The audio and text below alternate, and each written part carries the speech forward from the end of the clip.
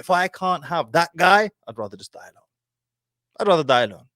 In a unique experiment that took years to complete, Dr. Calhoun used white mice to study population growth and its effects on individual behavior. In addition to his renowned research papers, he has recorded some of these observations on film. In this 16-cell mouse habitat, utopian conditions of nutrition, comfort, and housing were provided for a potential population of over 3,000 mice.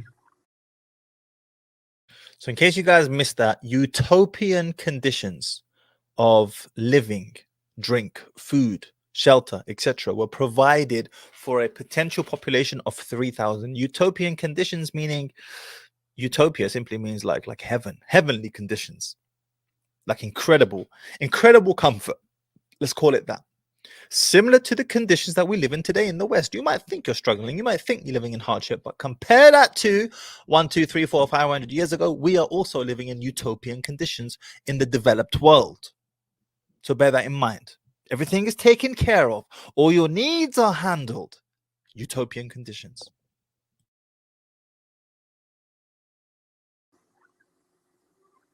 Yet, in spite of ideal conditions, the mouse population met with catastrophe.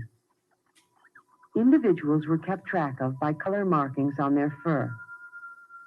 Factors which normally control population growth, such as predation by owls or cats, were eliminated. I'm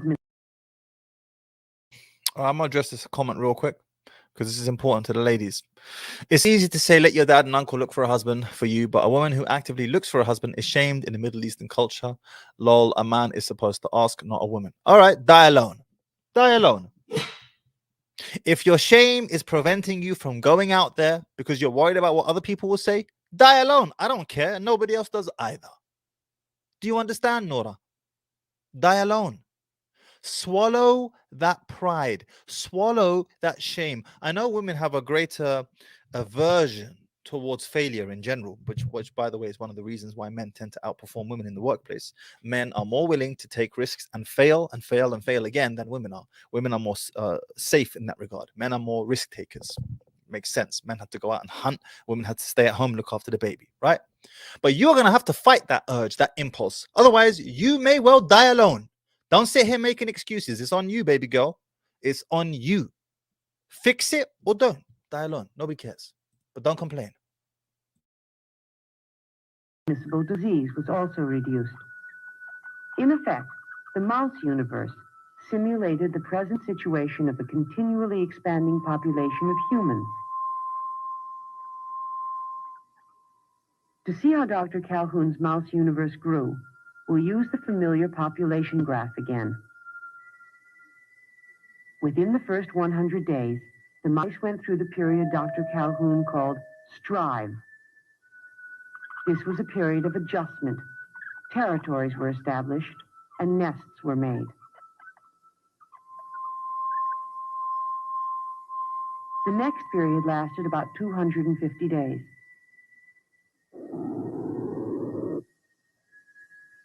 The population of the mice doubled every 60 days. This was called the exploit period. The use of resources became unequal. Although each living unit was identical in structure and opportunities, more food and water was consumed in some areas. As the population increased, most mice associated eating and drinking with the presence of others, and crowding developed in certain units. The third period, consisting of 300 days, found the population of mice leveling off. This was called the equilibrium period. Dr. Calhoun noticed that the newer generations of young were inhibited, since most space was already socially defined.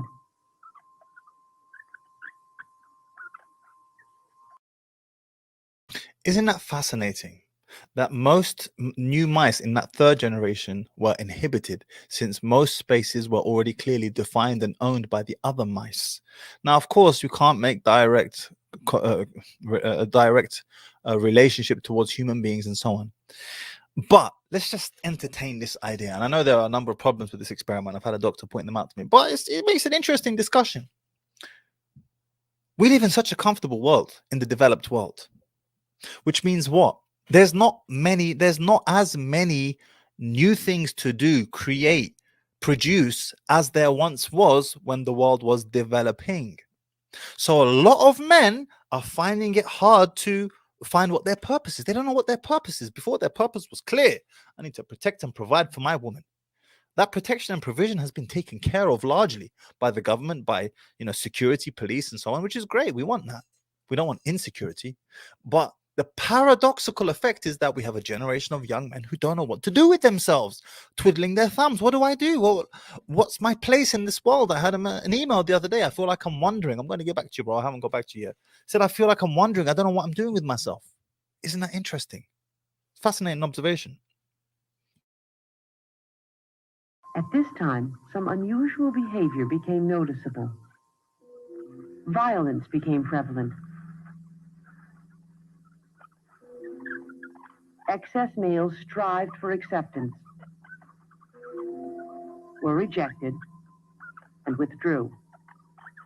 Huddling together, they would exhibit brief flurries of violence among themselves.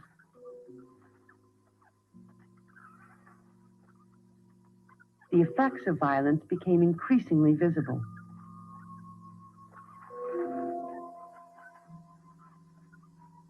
Certain individuals became targets of repeated attack. These individuals would have badly chewed and scarred tails. Other young mice growing into adulthood exhibited an even different type of behavior. Dr. Calhoun called these individuals the beautiful ones. Their time was devoted solely to grooming, eating, and sleeping. They never involved themselves with others, engaged in sex, nor would they fight. All appeared as a beautiful exhibit of the species, with keen, alert eyes and a healthy, well-kept body. These mice, however, could not cope with unusual stimuli. Though they looked inquisitive, they were, in fact, very stupid. Dr. Calhoun called the That reminds me of incels. It reminds me of incels. Though they looked inquisitive, they were actually very stupid. last period the die phase, leading the population into extinction. Although the mouse Utopia could house 3,000, the population began to decline at 2,200. In the shift from the equilibrium to the die phase, each animal became less aware of associates, despite all animals being pushed closer together. Dr. Calhoun concluded that the mice could not effectively deal with the repeated contact of so many individuals. The evidence of violence increased to the point where most individuals had had their tails bitten to some degree. Eventually, the entire mouse population perished. Dr. Calhoun's experiment is a classic example of a typical population and its growth when left unchecked. I wanted to pay attention to that. Eventually, all the mice perished. All the mice perished. All of them. They all perished. They were living in a utopian environment. They all perished. They all died. All of them. Research in this area continues under his supervision. Currently, Dr. James Hill has taken the basics of the Calhoun experiment to study social behavior even more closely. In his experiments, rats are used instead of mice. Healthy individuals are selected to start the population. The rats are anesthetized so that Dr. Hill can perform a minor operation necessary to the success of his experiments. A small electromagnetic encapsulated device is implanted into every rat. This small unit enables sensing devices to keep track of the movement and position of each individual in the population. After surgery, the rats are introduced to their new multi-leveled home, all at the same time.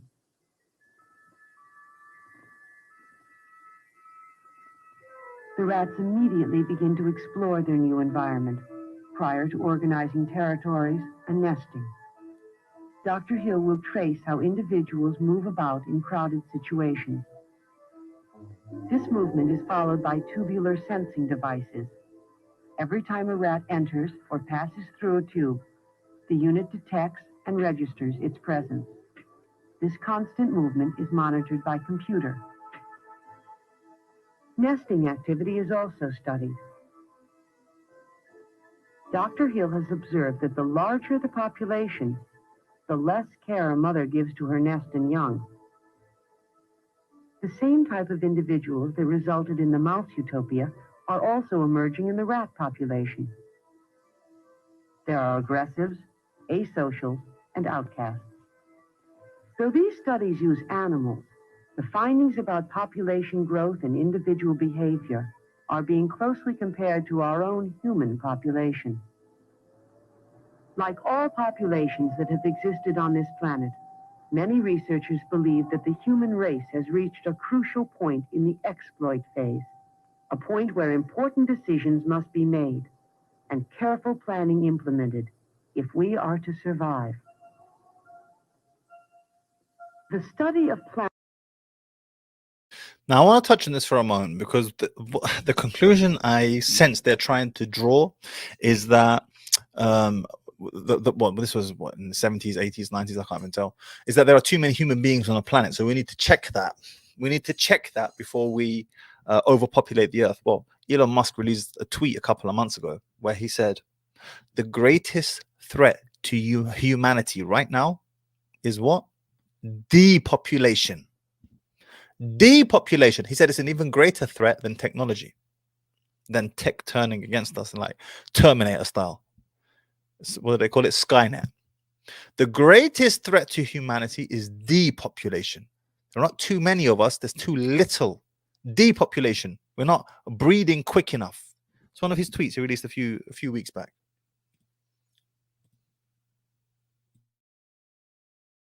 And animal populations helps us to make decisions about the future of our human population so that we may maintain our own balance with nature.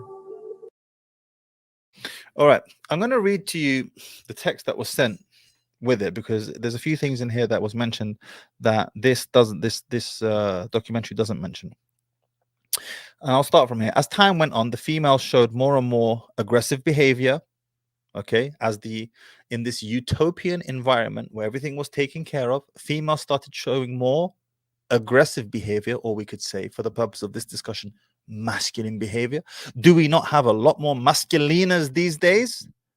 A lot more women exhibiting masculine qualities? Is that not the case? Okay, correlation is what's the word I'm looking for? Correlation is not necessarily causation, but I'm just pointing it out. You guys can decide for yourself. So they were exhibiting more and more aggressive behavior, isolation elements, and lack of reproductive mood. Women today would rather die alone than settle. Rather die. If I can't have 6'6" Giga Chad, whatever the case may be, I'd rather die. And I'm exaggerating, guys, because I can already hear the black people say, yeah, see, look. No, I'm exaggerating for the purpose of this discussion. But you understand, if I can't have that guy, I'd rather just die alone. I'd rather die alone.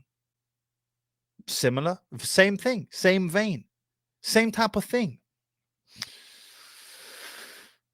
So they showed isolation elements, lack of reproductive mood. There was a low birth rate, and at the same time, an increase in mortality in younger rodents. Then, right, okay. The new class of male rodents appeared, the so-called beautiful mice. They refused to mate with the females or to fight for their space. They refused to mate with females or to fight off other males for their space. Incels. The birth of doesn't that not sound like an incel to you? That sounds like an incel to me. All they cared about was food and sleep. At one point, the beautiful males and isolated females made up the majority of the population. As time went on, Incels made up the majority of the population in this experiment. As time went on, juvenile mortality reached 100%. And reproduction reached 0. As I told you right now, in the United States, the average number of children per household is 1.7. The average number of children per household required to continue expanding the population is 2.4. It's a dying population. America, amongst many other nations, Japan, for example, is a dying population. As time went on, juvenile mortality reached 100% and reproduction reached 0. Among the endangered mice, homosexuality was observed. And at the same time, hold on. Well, I look at man, that man's moving wet. Man's moving soft. Man's moving on his, you're moving towards gating. That's for the mice then. Cannibalism increased, despite the fact that there was plenty of food. 2 years after the start of the experiment, the last baby of the colony was born, and by 1973, he had killed the last mouse in the Universe 25. John Calhoun repeated the same experiment 25 more times. 25 times he repeated this experiment, and each time the result was the same. Calhoun's scientific work has been used as a model for interpreting social collapse, and his research serves as a focal point for the study of urban sociology. Take from that what you will, but I found that to be absolutely fascinating.